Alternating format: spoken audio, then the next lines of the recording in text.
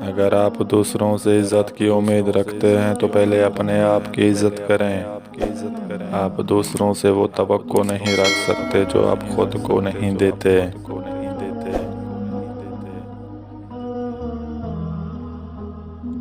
ان کانٹوں کے لیے شکر گزار رہیں جو دوسرے آپ پر پھینکتے ہیں۔ یہ اس بات کی علامت ہے کہ آپ پر جلد ہی گلاب کے پھولوں کی بارش کی جائے گی۔ آپ زندگی میں سب کچھ بن سکتے ہیں، لیکن اہم بات یہ ہے کہ ایک اچھا انسان بنے۔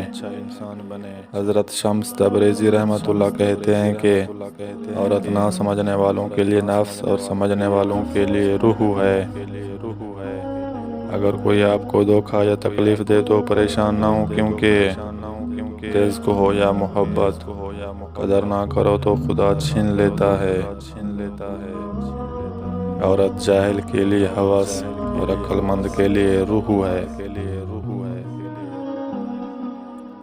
جب تمہیں کسی پر غصہ آتا ہے تو فوراً کسی ایسے شخص کا تصور ذہن میں لے آیا کرو جس سے تم کو محبت ہو۔